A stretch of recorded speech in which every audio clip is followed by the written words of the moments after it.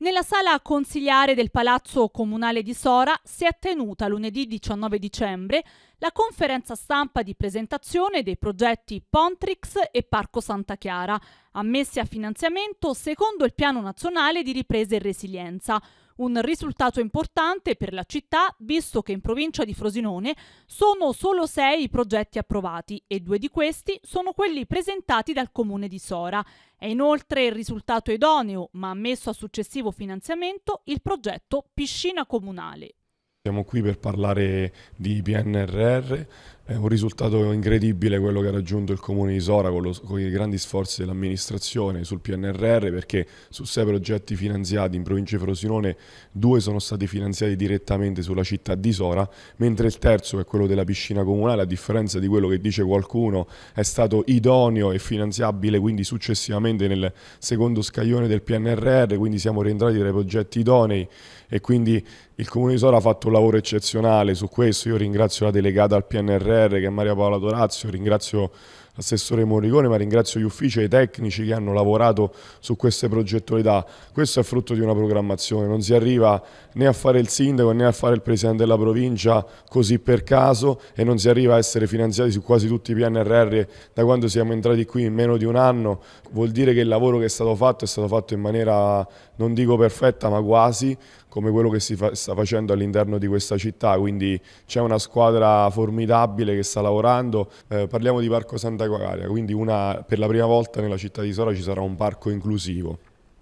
Cosa significa parco inclusivo? Cioè un parco destinato ai ragazzi diversamente abili, ai ragazzi normodotati, per poter coesistere nello stesso luogo, quindi un parco eccezionale sotto il punto di vista del sociale. Ci saranno tantissime novità all'interno del parco. Innanzitutto a livello di manutenzione andremo a ridare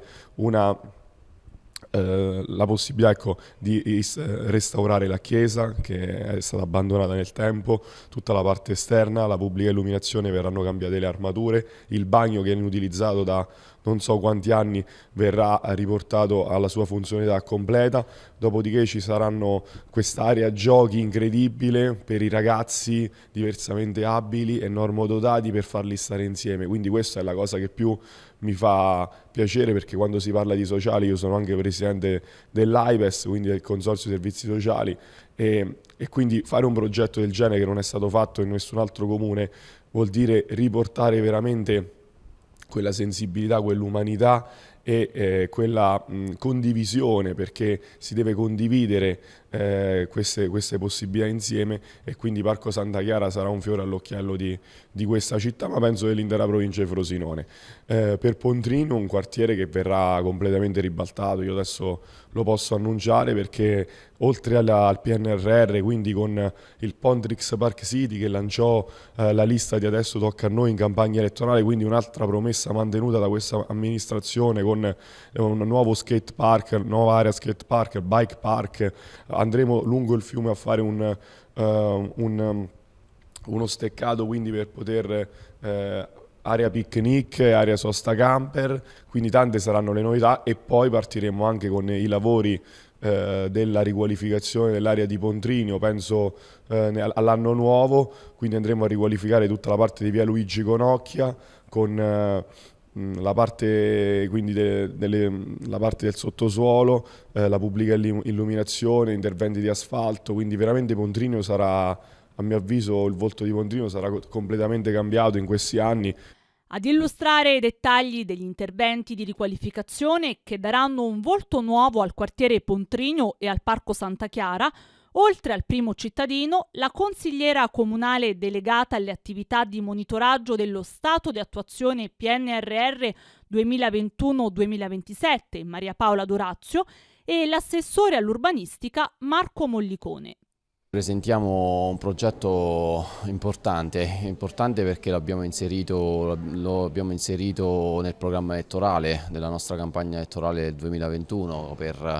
con la candidatura di Luca, il nostro sindaco dell'ottobre 2021, e quindi per noi è il raggiungimento di uno degli obiettivi appunto posti a margine del programma elettorale stesso. Che cosa avevamo previsto allora e che cosa realizzeremo? Avevamo previsto insomma di rendere più vicina la prima periferia, quella di Pontrigno, al centro urbano, al centro storico, ai due parchi, creando questo anello tra il ponte Nuvolari e il ponte del Divino Amore. E oggi, grazie insomma, alle intuizioni dei fondi del PNRR, riusciamo a mettere in pratica quello che era un po' un sogno, un piccolo sogno da tanti ragazzi che tanti anni fa iniziarono un'attività con lo skate park su via Tito Roccadani e che oggi rivivrà integrato con ulteriori progetti, tra cui un bike center, un'area picnic e lo sfruttamento delle aree verdi intorno al nostro fiume.